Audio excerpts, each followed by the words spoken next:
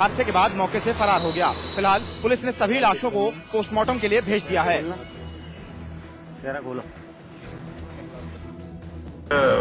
Van आ रही थी, वो ट्रक से टकरा गई ये रिजोर्ट थाना क्षेत्र में। तो उसमें 5 लोग थे, तो 3 की घटनास्थल पर मृत्यु हो गई थी और 2 यहाँ अस्पताल में लाए गए थे। यहाँ ट्रीटमेंट के दौरान की मृत्यु हो गई है। एम्बुलेंस वगैरह की व्यवस्था कराई गई थी, लेकिन उसके पहले ही मृत्यु हो गई। पुलिस ने फरार ट्रक चालक की तलाश शुरू कर दी है। उत्तर प्रदेश के अमरोहा में एक ऐसा मामला सामने आया है जिसमें लाश अपनी मौत का राज खुद खोलेगी। अमरोहा पुलिस ने एक विवाहिता की मौत का राज जानने के लिए एक कब्र को खोदकर महिला की लाश को निकाला है। ये सब हुआ पुलिस और प्रशासन अधिकारियों की मौजूदगी में। दरअसल महिला के मायके वालों का आरोप है कि उसकी मौत नहीं बल्कि दहेज की खातिर उसकी हत्या कर दी गई है। महिला की मौत लगभग 2.5 महीने पहले हुई थी, जबकि मायके वालों को इंसाफ न मिलने के कारण उन्होंने अदालत की शरण ले ली। हमारी लड़कियों को मतलब परेशान करने लगे। उसके बाद इनकी लोगों की दहेज की मांगते रहे हमसे। हमने करीब 1 साल पहले ने 25-25 हज़ार रुपए दिए अपनी हैसियत के हिसाब से। मैं शादी की थी इनकी। उसके बाद इन्होंने बहुत ज्यादा तंग किया। तो अब जब उसकी लाश को दफना दिया गया तो अब लाश को उखड़वाना जी। जब हमारे यहाँ पे मतलब हम सीओ साहब से मिलते रहे, उन्होंने कहा कि जी मतलब इसकी में कार्रवाई चल रही है। सीओ साहब ने 5 दिन में मुकदमा एक्सपेंड कर दिया था और हम लोगों को गुमराह करते रहे बार बार। अदालत के आदेश के बाद पुलिस और प्रशासन ने महिला की लाश को कब्र खोदकर निकाला और उसको पोस्टमार्टम के लिए भेज दिया है। आगरा थाना कोतवाली इलाके में सर्राफा व्यापारी मार्केट में आज एक चौकीदार ने फांसी लगाकर आत्महत्या कर ली। वारदात की सूचना आनंद फानन में पुलिस को दी गई, जिसके बाद पुलिस ने लाश को कब्जे में लेकर पोस्टमार्टम के लिए भेज दिया। मृतक चौकीदार का नाम नरेश बताया जा रहा है। फिलहाल पुलिस आत्महत्या के कारणों का पता लगाने में जुट गई है। बताया जा रहा है कि सुबह मार्केट में सफाई कर्मी ने चौकीदार को फांसी पर लटका देखा, जिसके बाद इलाके में सनसनी फैल गई। फिलहाल पुलिस अब आत्महत्या की वजहों को तलाशने में जुट गई है। इलाहाबाद में इन दिनों इको फ्रेंडली टॉयलेट लोगों के लिए चर्चा का विषय बना हुआ है। दरअसल एक विदेशी कंपनी ने इन इको फ्रेंडली टॉयलेट का इस्तेमाल महाकुंभ में करने की सलाह दी है, जिस पर अभी भी अधिकारी सोच विचार कर रहे हैं। लेकिन दूसरी तरफ महाकुंभ से जुड़े साधु संत इस इको फ्रेंडली टॉयलेट का विरोध कर रहे हैं और उन्होंने कहा है कि अगर ये टॉयलेट यहाँ लगाया गया तो इसका जमकर विरोध करेंगे। इन टॉयलेट्स की खासियत ये है कि इन्हें कहीं भी आसानी से रखा जा सकता है। बहुत बड़ा गलत है। विदेशी सभ्यता, यहाँ विदेशी किसी भी व्यवस्था को लाना बहुत बड़ा गलत है। वो भी तीर्थराज प्रयाग जैसे एक अपने आप में सनातन धर्म का जो तीर्थों का राजा माने जा रहे हैं तीर्थराज प्रयाग, ऐसे जगह पे विदेशी सभ्यताएं आना तो मान लीजिए कि बहुत बड़ा अनिष्ट का या कह लीजिए कि अनर्थ होगा। इतना ही नहीं, इस इको फ्रेंडली टॉयलेट का इस्तेमाल विकलांग लोग भी बड़ी आसानी से कर सकते हैं। अल्मोड़ा के रहने वाले देवेंद्र कुमार जोशी ने आज नए नेवी चीफ के रूप में कार्यभार संभाला है। अल्मोड़ा के दौलाघाट के रहने वाले देवेंद्र कुमार जोशी 1974 में नेवी में भर्ती हुए थे। नेवी चीफ बनने के बाद देवेंद्र कुमार के गांव में खुशी का माहौल है।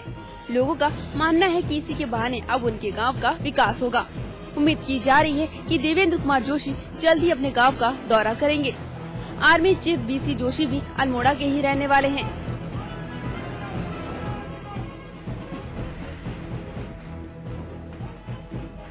जोशी के नए नेवी चीफ बनने के बाद अल्मोड़ा में जश्न का माहौल है।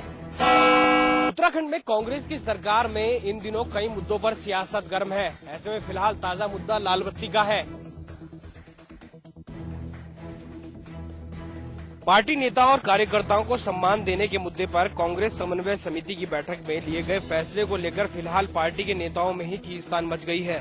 सरकार ने जहां लाल बत्ती बांटने की लिस्ट बना ली है, वहीं दूसरी तरफ पार्टी के नेताओं ने इस मुद्दे पर मतभेद नजर आ रहे हैं। सरकार एक तरफ अपने कार्यकर्ताओं और विधायकों को लाल बत्ती बांटने की तैयारी कर रही है, वहीं दूसरी तरफ पार्टी के कई नेता ऐसे हैं जो विधायकों को लाल बत्ती देने के खिलाफ हैं।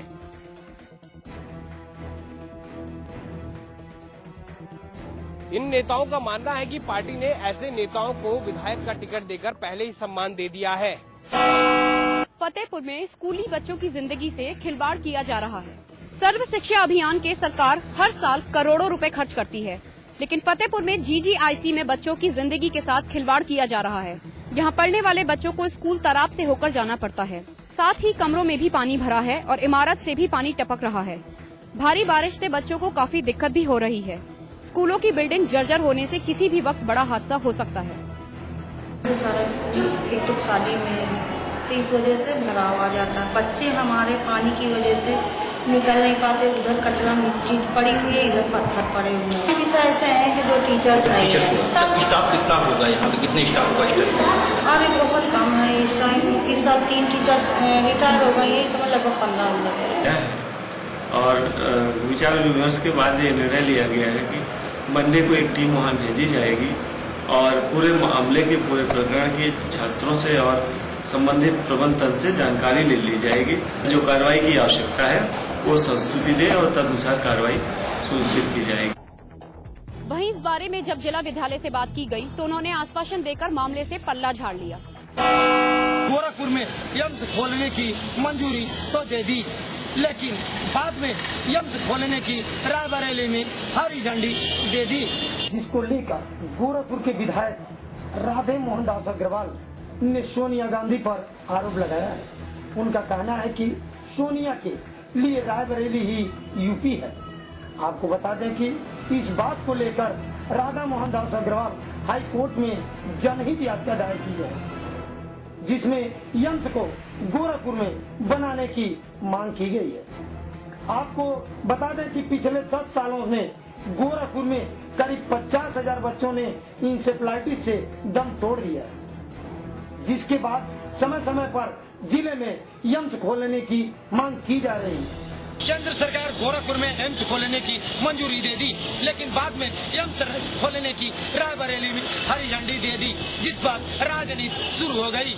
हरेंद्र द्विवेदी, समाचार प्लस, गोरखपुर।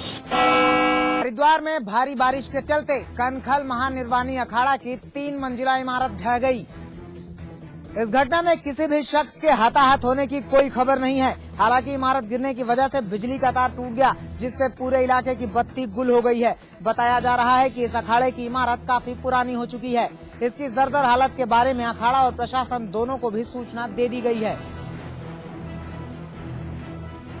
लेकिन लापरवाही का आलम देखिए कि बिल्डिंग गिरने के बावजूद भी इस बिल्डिंग को अब तक खाली नहीं कराया गया है। कसाब के खिलाफ केस लड़ने की फीस केवल 1 रुपए। जी हां, महाराष्ट्र सरकार के वकील गोपाल सुब्रमण्यम ने कसाब के खिलाफ केस लड़ने की फीस केवल 1 रुपए ली है। सॉलिसिटर जनरल गोपाल सुब्रमण्यम ने कहा कि कसाब के खिलाफ केस लड़ने का वो फीस सिर्फ 1 रुपए ले रहे हैं। गोपाल सुब्रमण्यम सुप्रीम कोर्ट के महंगे वकीलों में जाने जाते हैं। उनकी एक सुनवाई की फीस करीब 15 लाख रुपए के ऊपर है।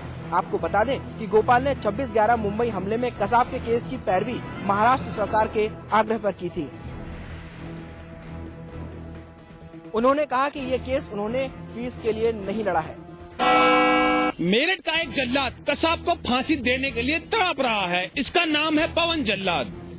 मुंबई में हुए 26/11 के आतंकी हमले के मुख्य आरोपी आतंकवादी अजमल कसाब को फांसी देने का इंतजार भले ही इस वक्त पूरा देश कर रहा हो, लेकिन मेरठ का एक खानदानी जल्लाद उस पल का बेताबी से इंतजार कर रहा है। दरअसल कसाब को फांसी देने के लिए मेरठ के जल्लाद पवन को चुना गया है।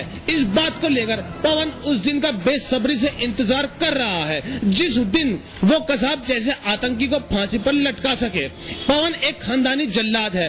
उनके दादा ने इंदिरा गांधी के हत्यारों और मशहूर चोर रंगा और बिल्ला को फांसी पर चढ़ाया था। कसाब जो खतरनाक मामला कर रहा है, जो गवर्नमेंट उसका खर्चा ठा रही है तो गलती ठा रही है। उसको तो अब तक जो है फांसी लगा देनी चाहिए थी। उसको तो जो कितना बड़ा कांड करा उसने, अगर मुझे बुलवाया तो जरूर मैं उसको टांगूंगा जरूर। मेरे पापा की इच्छा यही थी।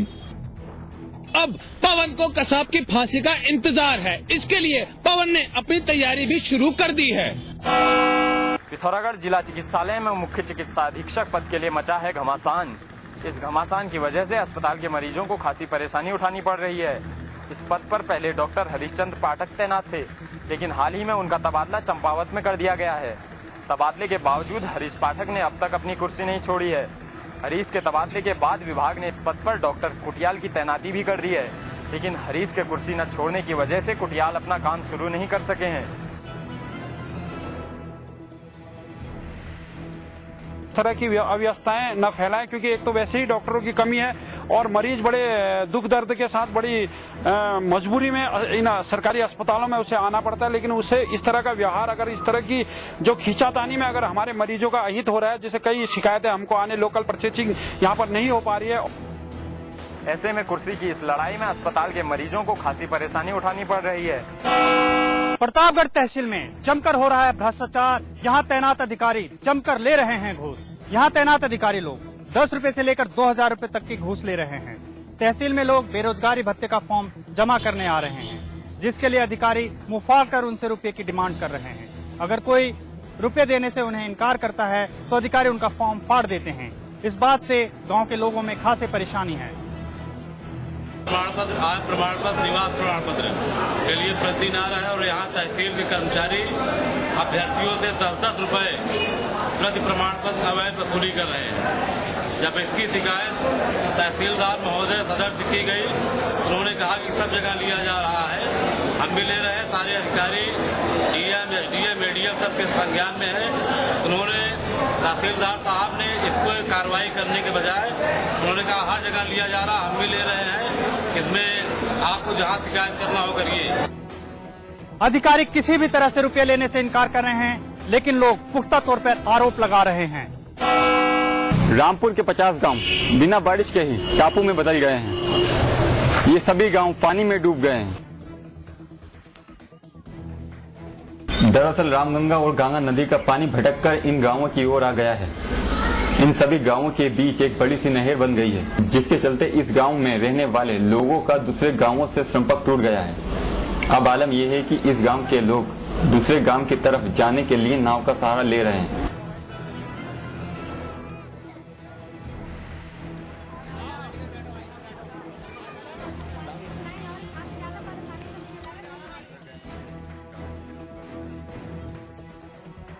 यहाँ के बच्चे भी स्कूल नहीं जा पाते हैं। अस्पताल जाने में भी इन लोगों को मुसीबत का सामना करना पड़ता है। रामपुर से मोबिन अली, समाचार प्लस के लिए। श्रीनगर गढ़वाल के चौरास में बने पैदल झूला पुल पर इन दिनों बड़ा खतरा मंडरा रहा है। चौरास मीटर पुल के ध्वस्त होने के बाद लोग इसी झूला पुल से आवाजाही कर रहे हैं। हालांकि ये पुल पैदल पुल है, लेकिन बावजूद इसके लोग इस पुल से वाहनों को लेकर आवाजाही कर रहे हैं। इसकी वजह से अब तक इस पुल पर कई हादसे भी हो चुके हैं। ये पुल इस इलाके को जोड़ने वाला इकलौता पुल है। इस पुल से चौरास इलाके के दर्जनों गांव जुड़े हैं। हर रोज लगभग 5000 छात्र और कर्मचारी इस पुल को पार करते हैं। इस इलाके में पहले मोटर पुल बनाया जा रहा था, लेकिन इसके टूट जाने के बाद अब तक इसकी मरम्मत शुरू नहीं की गई है। ऐसे में पैदल झूला पुल ही आवाजाही का एकमात्र साधन है। ऐसे में बढ़ते दबाव की वजह से ये पुल कभी भी टूट सकता है। हालांकि इस मामले में लोगों ने कई बार प्रशासन से इसकी शिकायत की है,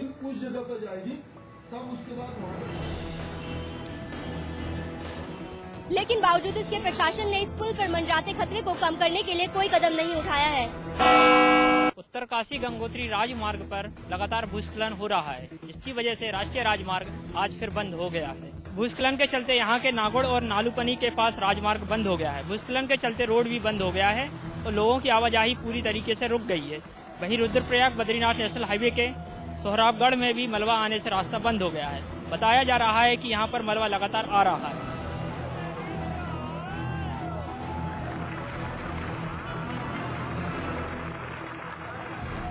बारिश है कि रुकने का नाम नहीं ले रही है और इस स्थिति में लोगों की परेशानी बढ़ती ही जा रही है। बागपत में करोड़ों की जमीन पर भू माफियाओं और सफेद पोशों की नजर गड़ गई है। इस मामले में एक बसपा विधायक का भी नाम सामने आया है। कोतवाली बड़ौर क्षेत्र के Delhi Saharanpur highway bus stand के पास करोड़ों की विवादित जमीन पर सफेद पोश और भू माफियाओं की नजर है। वहीं कुछ सफेद पोश पर्दे के पीछे से जमीनी विवाद को तूल देकर अपनी गोटी बिछा रहे हैं। जमीन को लेकर बसपा विधायक और दूसरे पक्ष के लोग आमने सामने आने से मामला गर्मा गया है। एक तरफ जहां बीएसपी के 2 विधायक भू माफियाओं पर उन्हें जान से मारने की धमकी देने का आरोप लगा रहे हैं, वहीं दूसरी ओर सैकड़ों लोगों ने एसपी ऑफिस पर नारेबाजी करते हुए विधायक पर अवैध रूप से व्यापारियों से रुपए मांगने का आरोप लगाया। तमाम धमकियां, जान से मार देने की धमकियां मिली और मिलने के बाद मैंने तुरंत एसपी साहब को तुरंत वो दोनों नंबर मैंने लिखवा। वो लोग हमसे भी कहते हैं कि आप बड़ौत में नहीं आओगे, आप बागपत में नहीं आओगे, आप छपरौली में नहीं आओगे, आप लोग यहाँ क्यों राजनीति कर रहे हो, यहाँ से भाग जाओ, तो इस तरीके। लेकिन हम इन धमकियों से डरने वाले नहीं है, हम यहीं रहेंगे, जनता की समस्याओं का समाधान